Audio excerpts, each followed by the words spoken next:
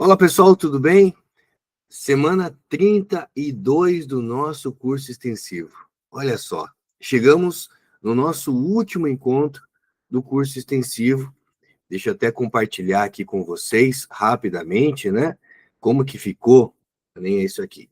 Ficou assim, ó, nosso planejamento. A gente conseguiu vencer ali. Então nós vencemos hoje aqui o nosso super, que foi agora há pouco, né? A gente vai trabalhar a parte de tecido muscular, sucessão ecológica, e aí, como na frente C nós terminamos o conteúdo, eu vou dar uma esticada na frente B aqui, trabalhando daí a parte de adaptações e estratégia de predador-presa. Então, acredito que a nossa aula ela nem vai até 9h40, a gente vai conseguir terminar antes, tá, gente? Porque não tem o conteúdo da frente C que nós já conseguimos finalizar, tá? Então, deixa eu minimizar isso daqui, voltamos para a nossa apresentação e vamos lá falar, então, do último tecido, que são aí os tecidos musculares, né? Quando a gente fala de tecido muscular, a gente está falando de tecidos que são relacionados a movimentos de ossos, de vísceras e também da nossa pele, né? Então, quando a gente está falando de um tecido muscular, a gente está falando basicamente de 3 tipos de tecido, que é o tecido cardíaco, o tecido esquelético e o tecido liso, tá? Mas antes de começar definindo cada tipo de tecido, pode ser que alguma questão fale sobre miostatina para vocês. Inclusive, essa imagem aqui pode aparecer numa questão de prova. O que essa imagem ela demonstra? Ela mostra que você não precisa dominar tudo dessa imagem, não, né? Mas você observa que tem células tronco embrionárias do mesoderma. Então, já fica a dica, né? Que o tecido muscular, ele é originado, então, a partir de células da mesoderme.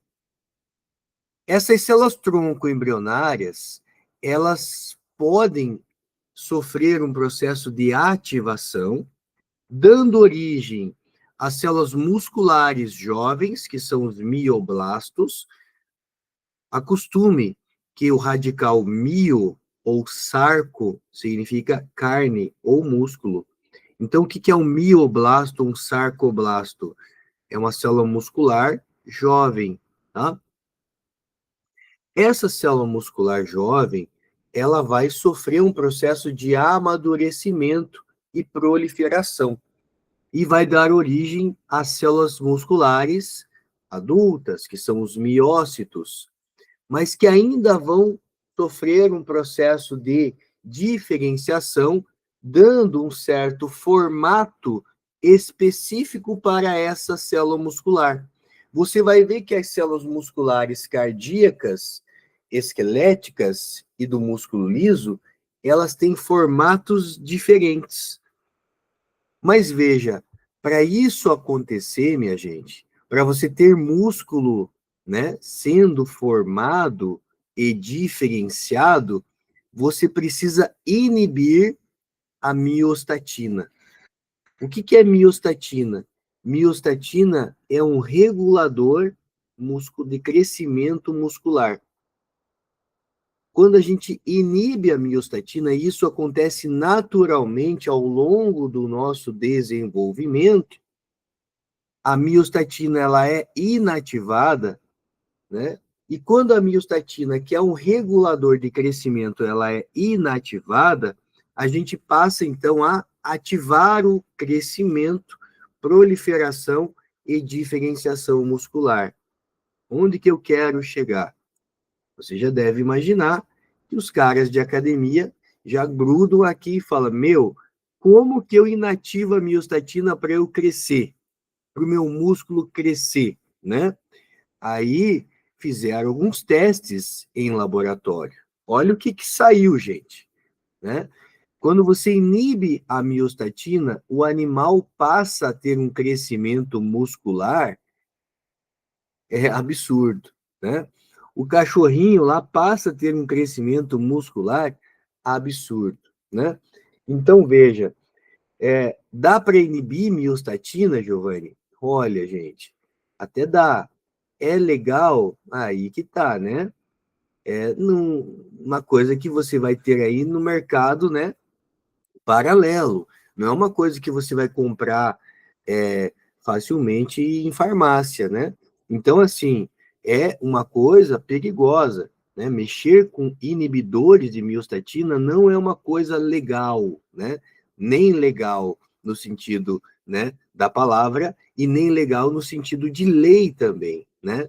Então, veja, pode ter problemas. O coração também é um músculo, gente. Então, veja, não é só o músculo estriado esquelético que vai crescer com o inibidor de miostatina.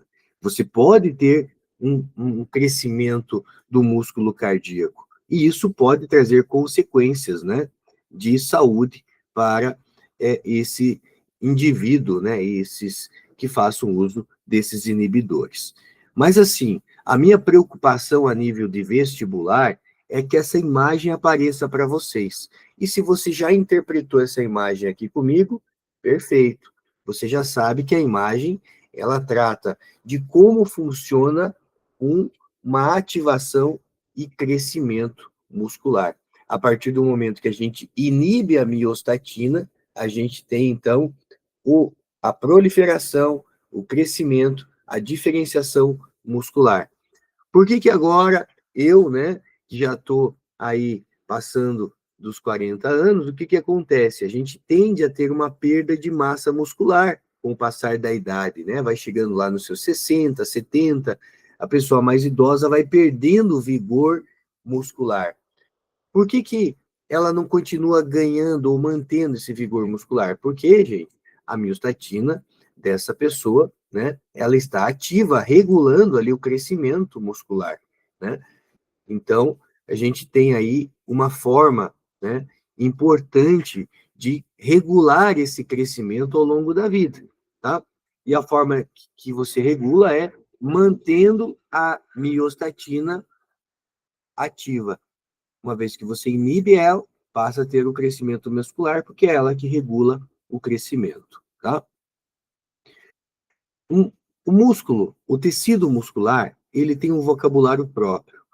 O que você chama de célula, na nomenclatura do tecido muscular, é fibra muscular ou miócito. O que você conhece como membrana plasmática é chamada de sarcolema.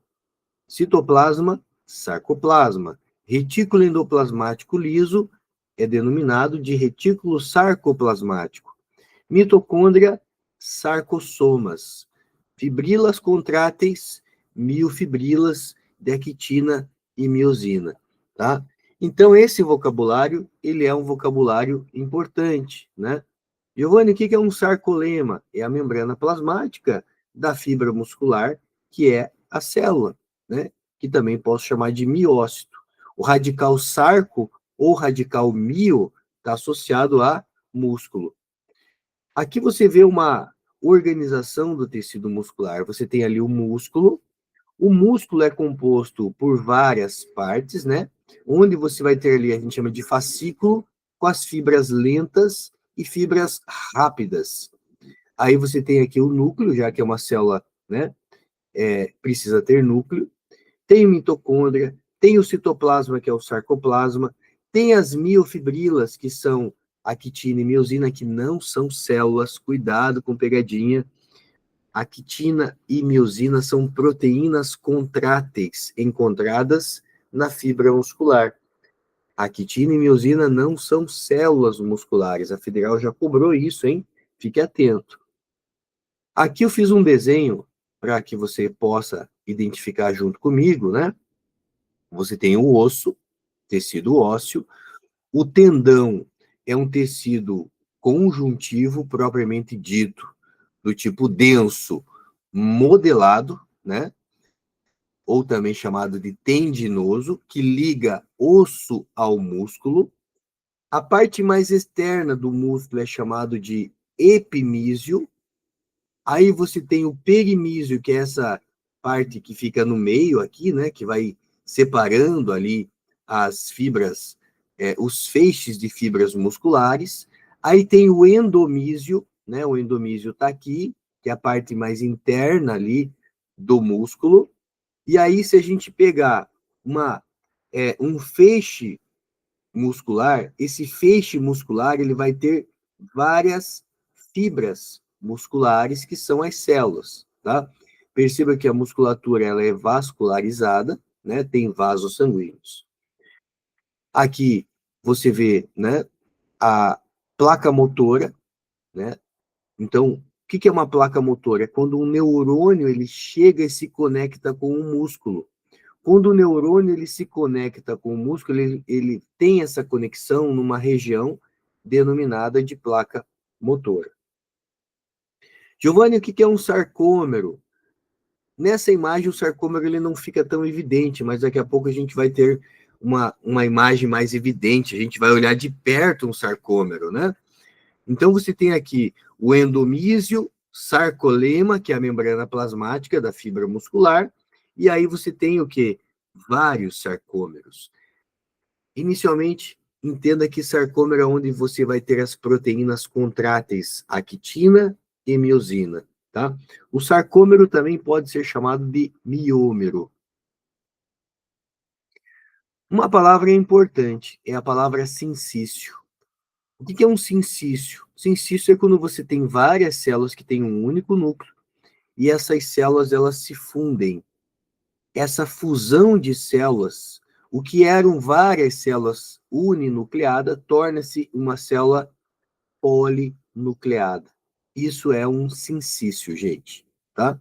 Então, o sincício envolve a fusão de células, formando uma célula maior com vários núcleos, tá? Existem 3 tipos de músculo. O músculo estriado esquelético, olha o jeitão dele, tá, gente? É importante que você treine a sua visão, né? Para a hora que isso aqui aparecer numa prova, você bate o olho e você fala: ah, os núcleos são periféricos, as fibras são cilíndricas, músculo estriado esquelético. Ah, o músculo é liso. Músculo é liso, as células são fusiformes, né? A célula geralmente vai ter um único núcleo central, né? Aqui ele colocou mais, né? Mas o comum do músculo liso é um único músculo central. Músculo estriado cardíaco, olha o tipo, né? São células cilíndricas. Só que elas, né? Veja, uma célula já se conecta rapidamente com a outra célula aqui, ó. Isso garante a transmissão do impulso, né? Ali, da informação, né, também do impulso de uma célula para outra, né, garantindo lá a contração e o relaxamento, sístole e diástole do músculo cardíaco, tá? Eu desenhei agora as células para vocês, para que ela tenha um formato mais perto do que a gente tem da normalidade, tá? Músculo liso, também chamado de não estriado, ele tem esse jeitão aqui, tá, gente? Isso aqui é um desenho que eu fiz. Veja, as células são fusiformes. Ela tem a parte onde fica o núcleo mais gordinha e as pontas são afiladas, tá? Então, o músculo liso, ele é uninucleado, ou seja, tem um único núcleo. Esse núcleo é central, ele é um músculo mais branco, né, no sentido branco, por conta, né, que você vai ter ali as contrações involuntárias, né? Não vai ter uma grande atividade, né? E a gente já vai comparar quem que é mais intenso, é o músculo esquelético, não é o músculo esquelético. Então, ele é mais branco, né? Comparado com os demais músculos.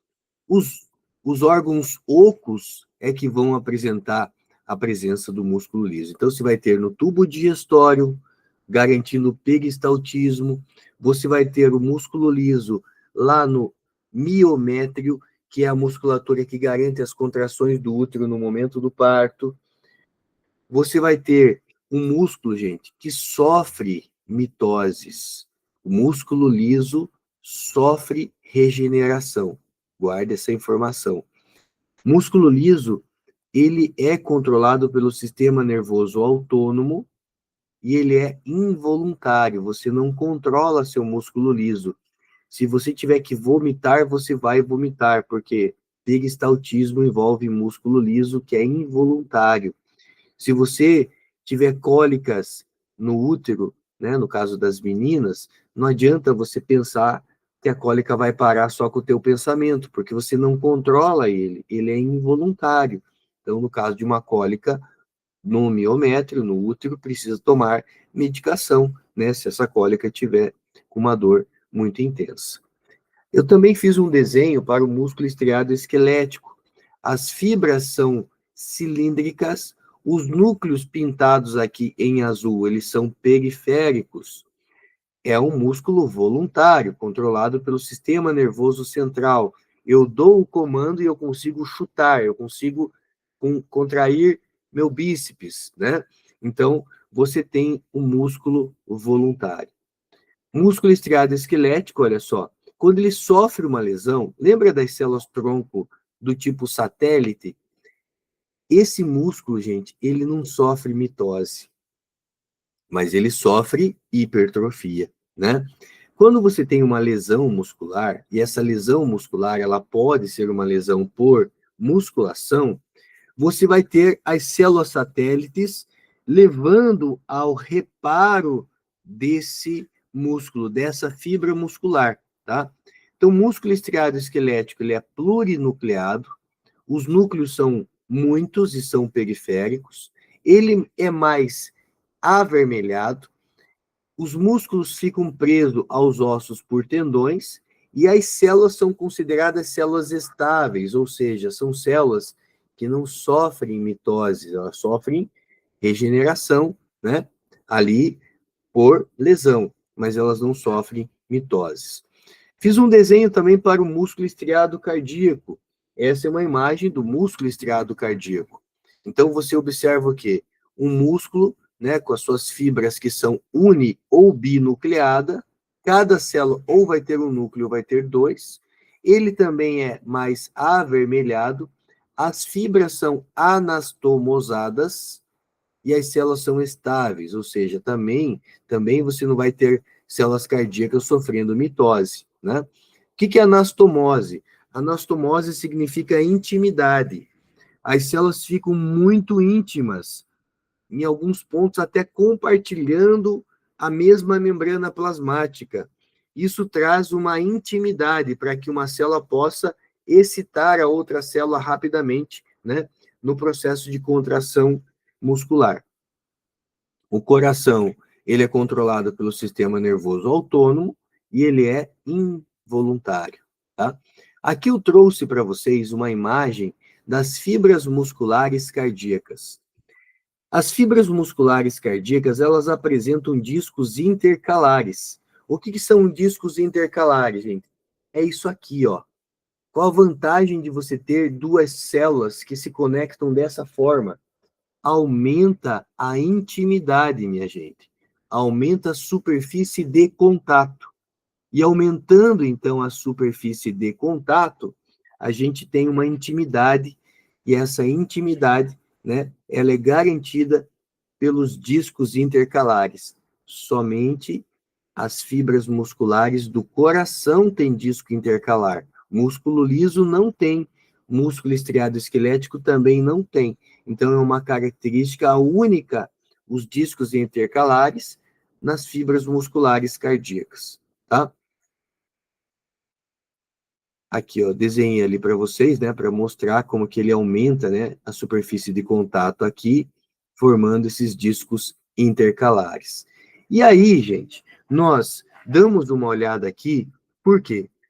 Porque quando você fala do músculo, né, eu tenho o estriado cardíaco, o estriado esquelético e o liso. Qual que é o local do estriado cardíaco? Coração. Estriado esquelético, o bíceps, peitoral, né, a panturrilha, músculo estriado esquelético. O liso, você encontra no útero, no tubo digestório, tá? Estrias, o estriado tem, o estriado esquelético tem, o liso não tem, por isso que o liso é chamado de liso ou não estriado, tá? Números de núcleos, o estriado cardíaco tem um ou dois, o estriado esquelético ele é polinucleado, tem vários, e o liso tem um núcleo central. O formato das fibras do estriado, tanto cardíaco quanto esquelético, é cilíndrico, e do liso as células são fusiformes. A velocidade, o estriado cardíaco é rápido, o esquelético é rápido, o liso, comparado com o esquelético e com o cardíaco, ele é considerado lento. Eu sempre digo comparado porque geralmente alguma menina levanta a mão e fala, professor, é porque você nunca teve uma cólica uterina, né? Porque não é lento, não, ele é, né, intenso, ele é forte, né?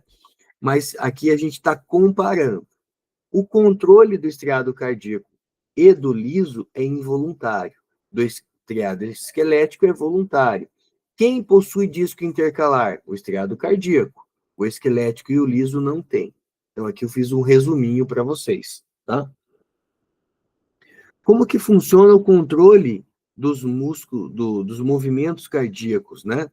Você tem aqui no átrio direito o nó ou nódulo sinoatrial, que gera ali os estímulos e manda esse estímulo através, né, de eletricidade, gente, até o nó atrioventricular, e o nó atrioventricular, ele vai chegar a todas as partes do coração através de feixes que são chamados de feixes de His e também células de Purkinje.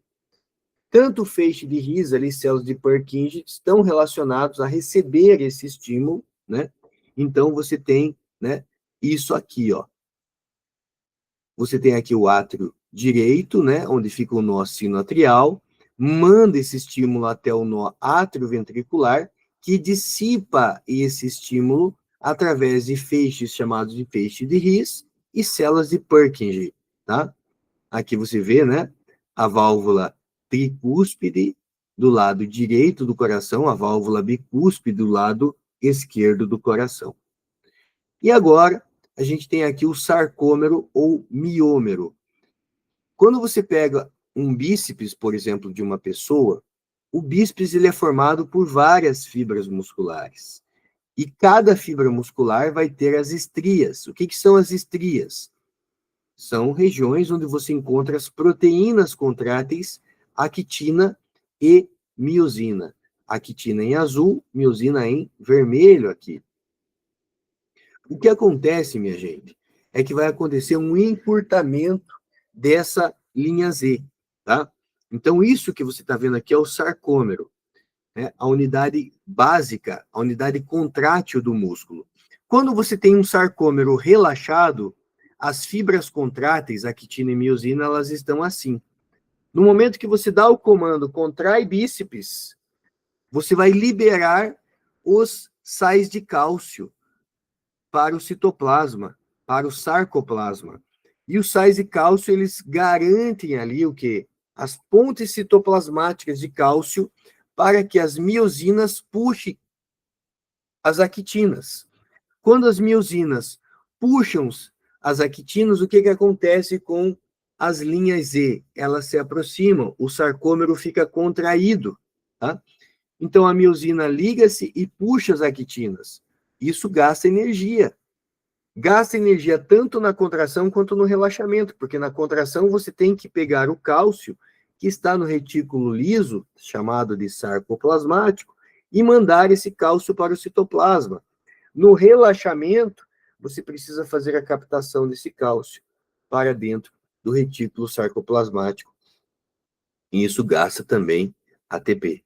Então, gasta ATP tanto no relaxamento quanto na contração, tá? Aqui você vê um sarcômero ou miômero, então eu trouxe imagens aqui para vocês, né? Mostrando a fibra muscular. Para quem tem segunda fase, né? Aqui a gente pode pegar o sarcômero e miômero, mostrar um pouco mais, aprofundar um pouco mais. Cada sarcômero, gente, é como se fosse o vagãozinho de um trem. Então, o músculo, na verdade, a fibra muscular, ela é formada por vários vagõezinhos. A fibra muscular é como se fosse o trem. E cada sarcômero ou miômero é como se fosse o vagão de um trem.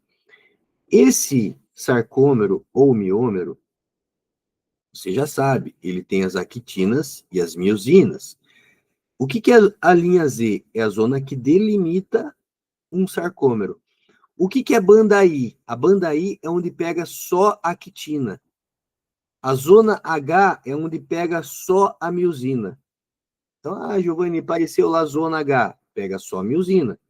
Banda I, pega só a quitina, tá? Aqui, ó, mais uma imagem mostrando para vocês, porque a quitina e a miosina, elas não se tocam normalmente, né?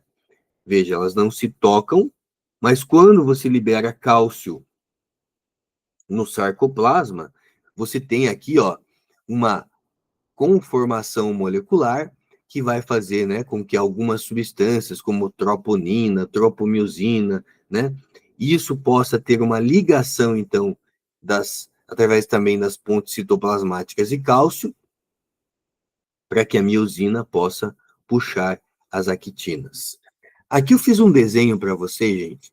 Eu acho pouco provável que um desenho desse apareça numa prova, mas se aparecer, você tem que saber interpretar esse desenho. O músculo cardíaco e o músculo esquelético, eles têm o que a gente chama de túbulo T. Tá vendo que a membrana plasmática aqui, ó, a sarcolema, ela tem uma invaginação? Isso daqui lembra a letra T. Então, você tem ali a bomba de sódio e potássio, né? A bomba de cálcio aqui, né? Você tem aqui o retículo sarcoplasmático liberando cálcio. Então, aqui você tem o sarcômero no momento de contração. Aqui você tem o sarcômero no momento de relaxamento, tá?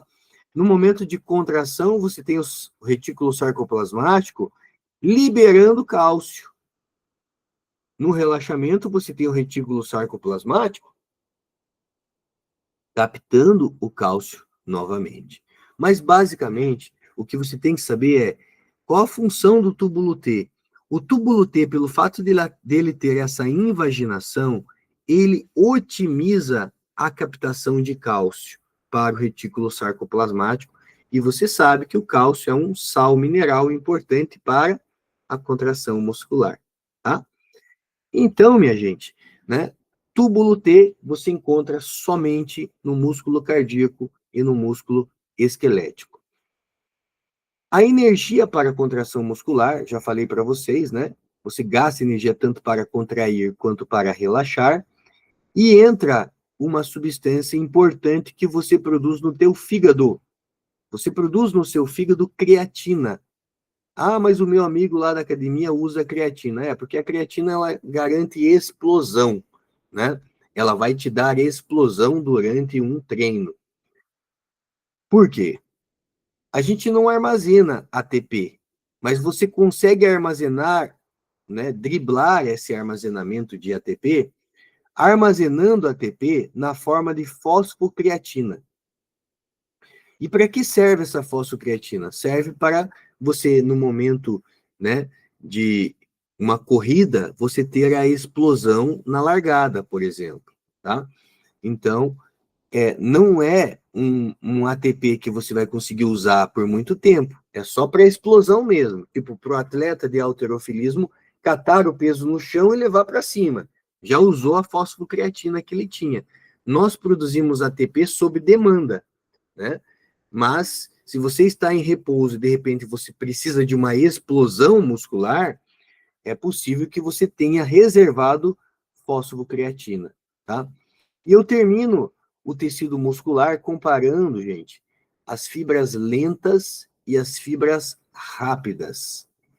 Fibras lentas são fibras do tipo 1. Fibras rápidas são chamadas fibras do tipo 2. Um atleta que tenha contração lenta e mais fraca, né, é um atleta que está envolvendo um exercício aeróbico. Então, contração lenta e mais fraca, você pode pensar no maratonista, por exemplo, tá? O maratonista, ele usa um processo aeróbico, ou seja, ele usa oxigênio. Nesse caso, o atleta maratonista, ele vai ter músculos, né, fibras lentas, uma quantidade maior de fibra lenta, e ela é mais fraca, ela tem um menor volume, ela tem muita mioglobina, muitas mitocôndrias, e isso garante um processo de produção de energia usando o oxigênio, né? Um processo aeróbico. Atletas que geneticamente apresentam uma quantidade maior de fibras rápidas vão ter uma contração mais rápida e potente, um maior volume, mas eles têm pouca mioglobina, poucas mitocôndrias, processos envolvidos em processos anaeróbicos. Bem fácil de você entender. O peitoral da galinha tem fibra do tipo 2. São fibras rápidas. Isso significa que uma galinha pode voar? Pode. É um voo rápido e potente, mas ela não consegue sustentar esse voo por muito tempo. Já, né, a pata da galinha, ela tem uma carne mais escura, por quê? Porque ela tem muita mitocôndria com também muita mioglobina. E a presença da mioglobina, vamos lembrar que a mioglobina é prima da hemoglobina, que também precisa do ferro. E a presença do ferro ali na pata da galinha faz com que essa carne tenha uma coloração mais escura do que a carne do peito, que é uma carne mais branca, né? Então, observe, gente. Você vai dizer, se eu nasci com uma predisposição maior de fibra rápida, eu posso ser um maratonista? Provavelmente não. Pense nos atletas, gente. O Usain Bolt é um atleta de corrida curta. Você não vai ver o Usain Bolt correndo maratona, né? Você não viu o Usain Bolt correndo maratona. Por quê? Porque o Usain Bolt, ele tem processos de explosão, né? Corrida rápida, de 9 segundos, né? Então, ele, ao correr ali 9 segundos, ele precisa de explosão. Não vai dar tempo de fazer uma respiração celular aeróbica usando mitocôndrias, né? Ciclo de Krebs, cadeia transportadora de elétrons. Não, o cara que vai levantar peso, ele não vai usar tudo isso, gente. Ele precisa ter ali o quê? Uma contração rápida e potente. E isso não vem de processo aeróbico, vem de processo anaeróbico, tá? Por isso que você não vai ver o atleta sustentando o peso, né, com várias repetições. Ele faz isso uma vez, né? Se você pedir para ele repetir logo em seguida, ele não vai conseguir, tá?